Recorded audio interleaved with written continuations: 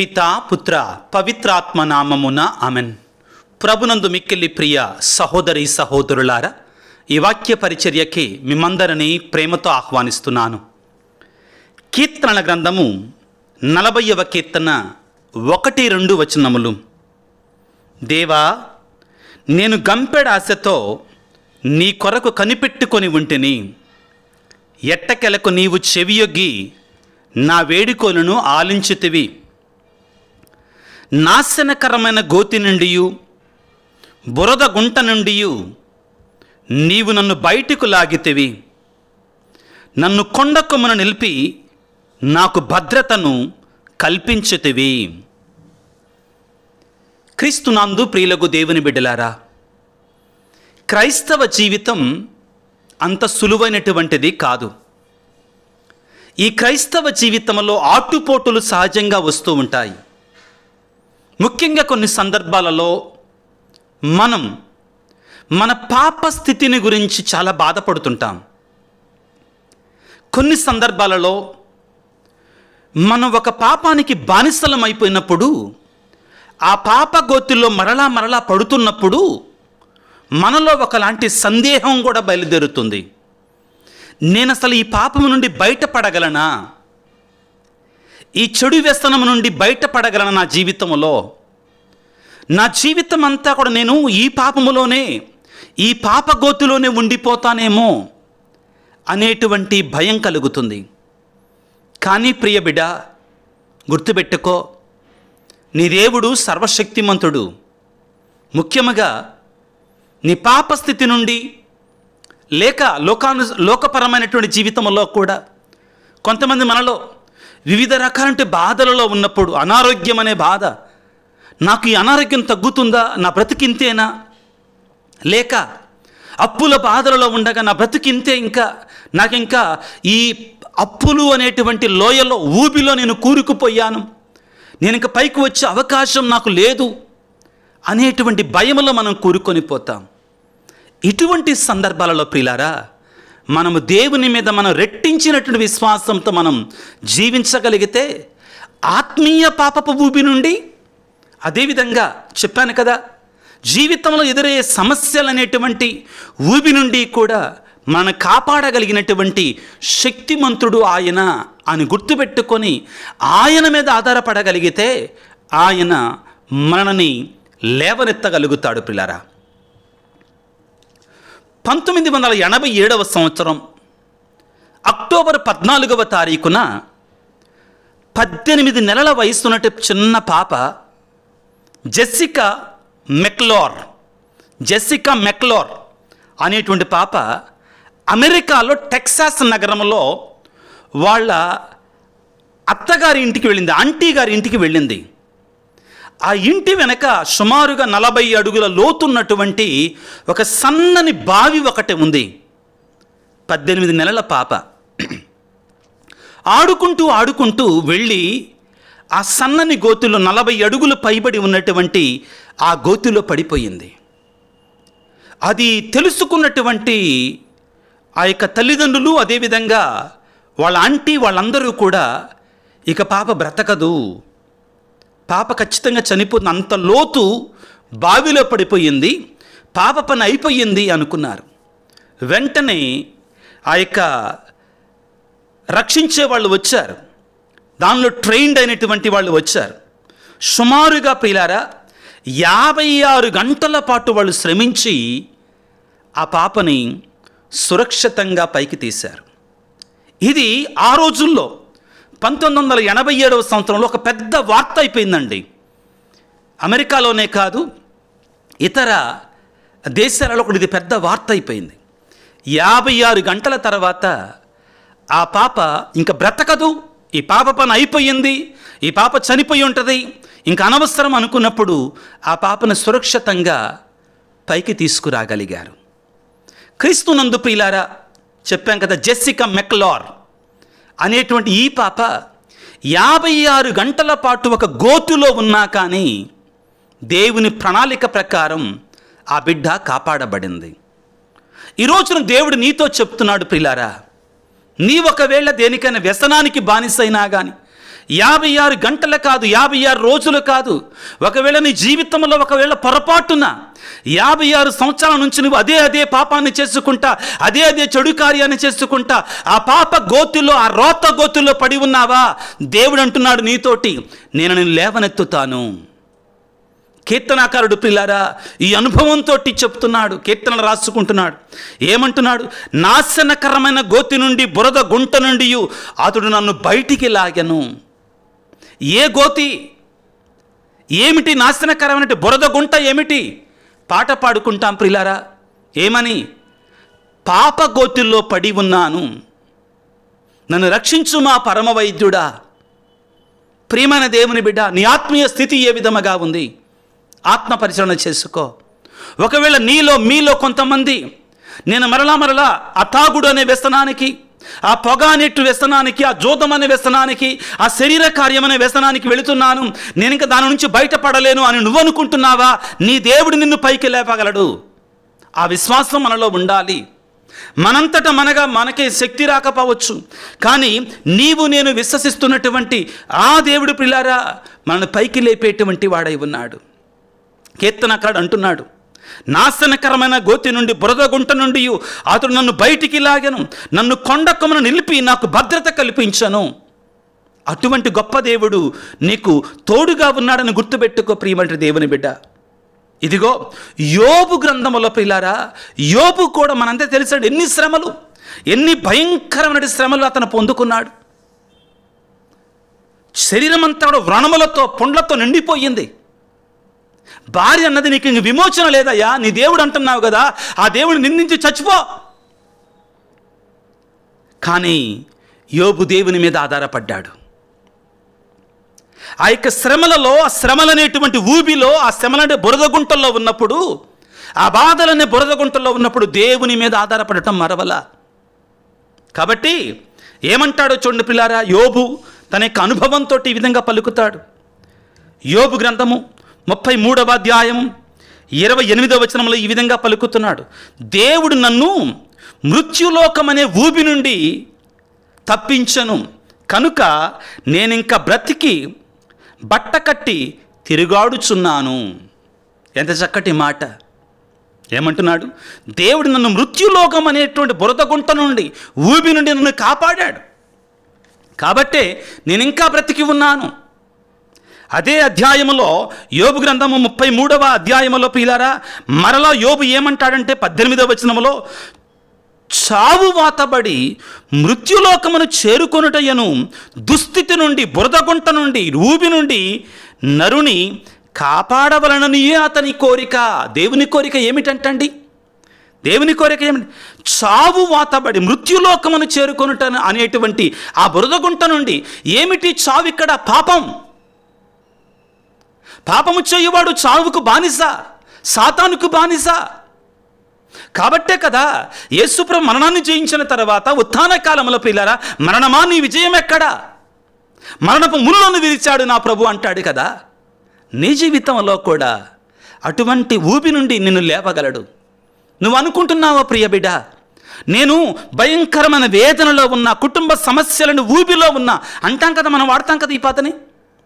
బురద గుంటలో ఉన్న, పాపం అనే బురద గుంటలో పడిపోయా, నా జీవితం అంతా కూడా ఏది మంచిది లేదు, నేను చెడు జీవితాన్ని జీవిస్తున్నా, నాకు ఇంక విమోచన లేదు, విడుదల లేదు అనుకుంటున్నావా బిడ్డ? నీ దేవుడు ఈరోజు అంటున్నాడు తన వాక్యాల ద్వారా. కీర్తనకారుడు అంటున్నాడు, పాప గోతి నుండి నన్ను లేవనెత్తాడు, బురద గుంట నుండి నన్ను లేవనెత్తాడు అంటున్నాడు. నన్ను కూడా లేవనెత్తుతాడు ప్రియులకు దేవుని బిడ్డలారా.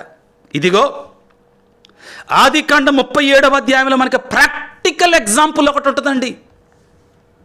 ఆదికాండం 37వ అధ్యాయంలో మనకు ఒక ప్రాక్టికల్ ఎగ్జాంపుల్ ఉంటుందండి. దేవుడు ఏ విధముగా తన బిడ్డలని, తన ఆత్మీయులని ప్రియులారా గోతి నుండి కాపాడుతాడు. గోతిపాలు కానివ్వడో, తన బిడ్డలను గోతిపాలు కానివ్వడో, అంటే వినాశనము కానివ్వడో.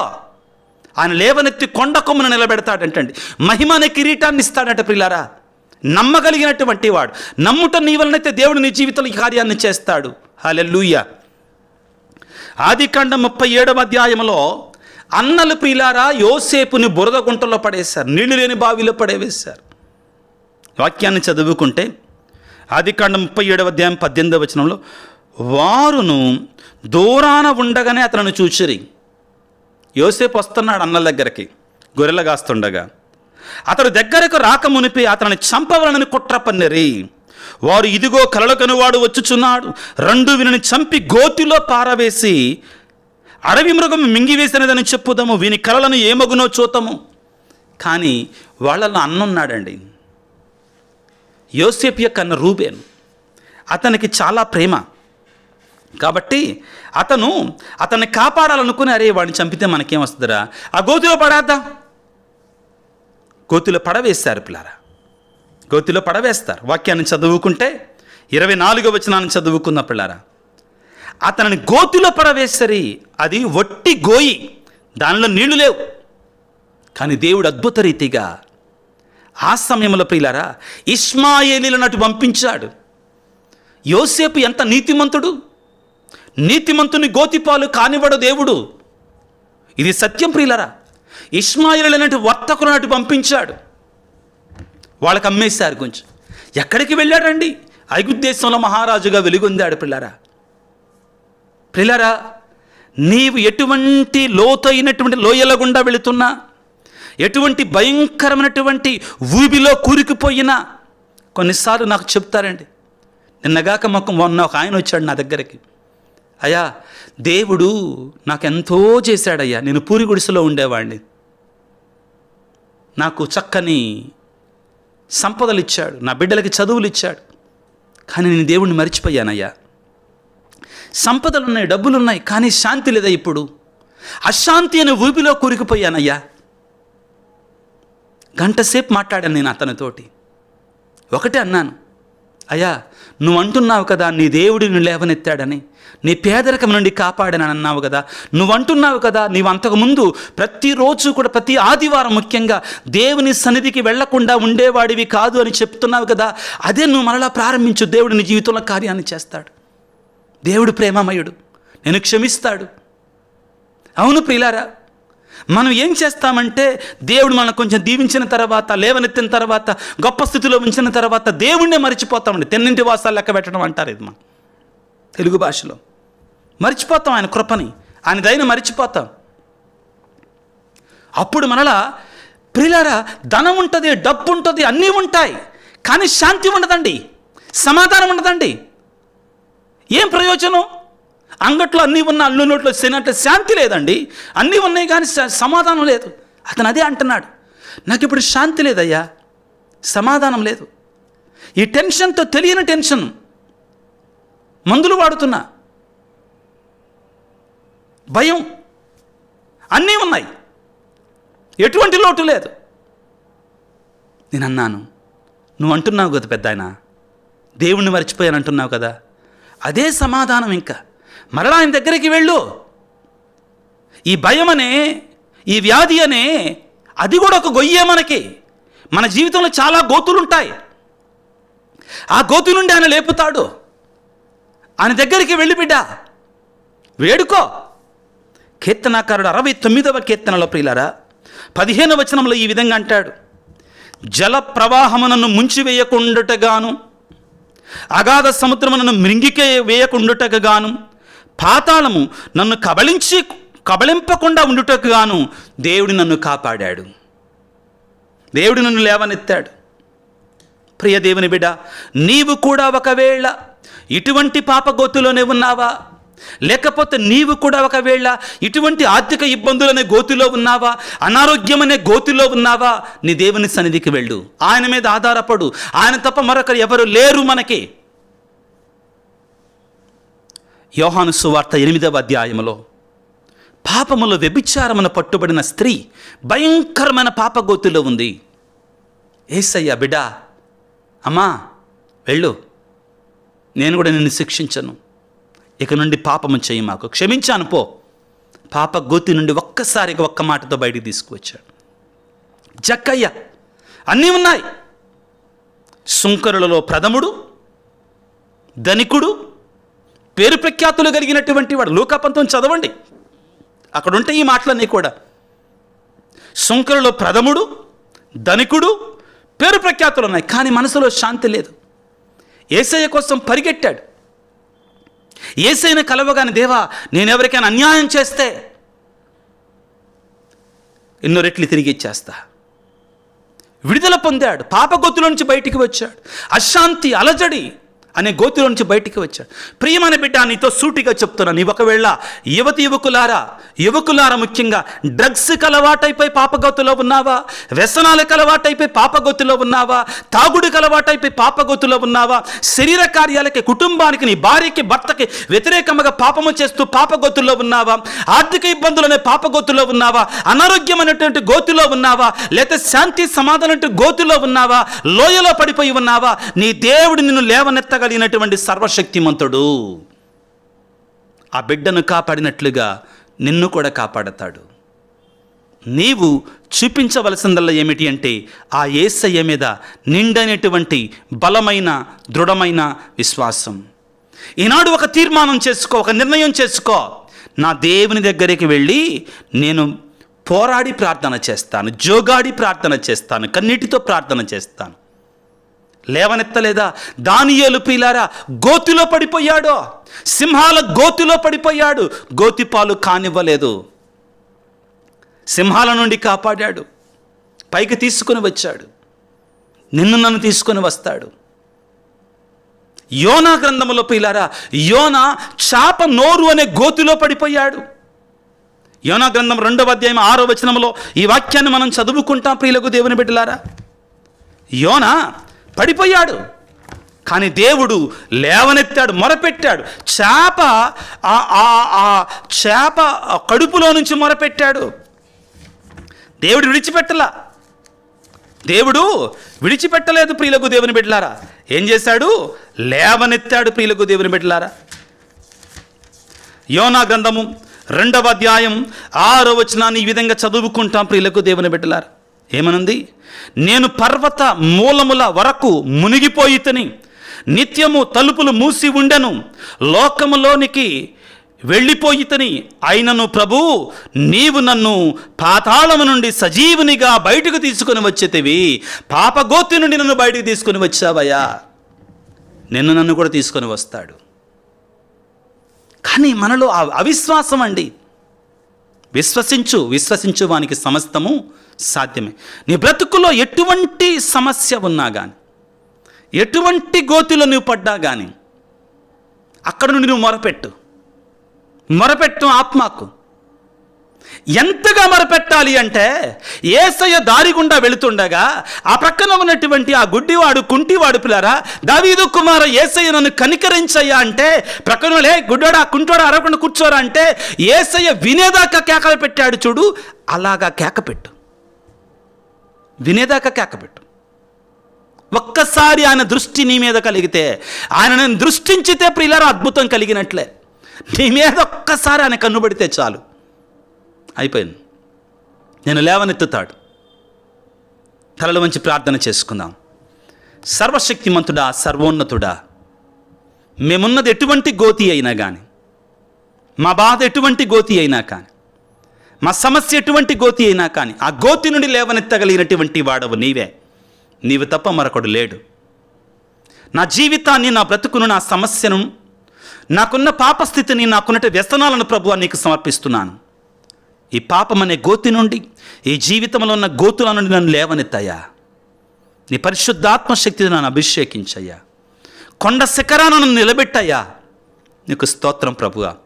ఈ వాక్య పరిచయలో పాల్గొని, ఈ ప్రార్థనలో పాల్గొంటున్న బిడ్డలు ఎంతోమంది ఎన్నో రకాల గోతులలో ఉన్నామయ్యా. మేమందరం కూడా భార్యాభర్త సఖ్యత లేనటువంటి గోతి, భయంకరమైన గోతి ప్రభు. అది ప్రభు అనారోగ్యం అనే గోతులలో, జీవితం ఎదుగుదల లేనటువంటి గోతులలో, ఎంతోమంది పాపం అనే గోతులో ఇంకా ఎక్కువగా పడిపోయాం. మమ్మందరం లేవనెత్తున ఆయన. అలనాడు ప్రభువా పేతురు మునిగిపోతుండగా, ఆ యొక్క నీళ్ళల్లో మునిగిపోతుండగా చెయ్యి చాచి, ప్రభువా నేను మునిగిపోతున్నానయ్యా అని చెప్పగానే చేతిని పట్టి లేపావు చూడు, మమ్ము కూడా లేపు నాయన, లేపు ప్రభువా, దీవించు నాయన, ఆశీర్వదించు. ఈనాడు ఈ వాక్య పరిచయలో పాల్గొని బిడ్డలందరినీ దీవించయ్యా. ఆశతో ప్రభు ఎవరైతే వారి యొక్క కోరికలని, తలంపులని, ఉద్దేశాలని ఇదిగో మెసేజ్ల రూపంలో పెడుతున్నారో వారందరినీ దీవించండి నాయన. ఈ వాక్య పరిచయలో పాల్గొంటూ ఈ యొక్క ప్రార్థనలో పాల్గొంటూ వారి తలంపులను ఈ సమయంలో ఉంచుతుండగా ప్రభు వారిని దీవించండి. ప్రార్థించమని అడిగినటువంటి వారిని, పూజలు పెట్టించేటువంటి వారిని, ముఖ్యంగా ప్రభువా ఈ పరిచర్య ఆగకుండా వారి వంతు సహాయాన్ని అందిస్తున్నట్టు ప్రతి బిడ్డను కూడా నిరంతరంగా దీవించమని మా ప్రభు అయిన క్రీస్తు ద్వారా వేడుకొనుచున్నాము తండ్రి. ఆమెన్. ప్రభువు మీతో ఉందురుగాక, మీ ఆత్మతో ఉందురుగాక. సర్వశక్తి గల సర్వేశ్వరుడు పిత, పుత్ర, పవిత్రాత్మ మిమ్ము మీ కుటుంబాలను చల్లగా దీవించి ఆశీర్వదించి కాపాడుదురుగాక. God bless you. దేవుడు మిమ్ము దీవించుగాక. ఆమెన్.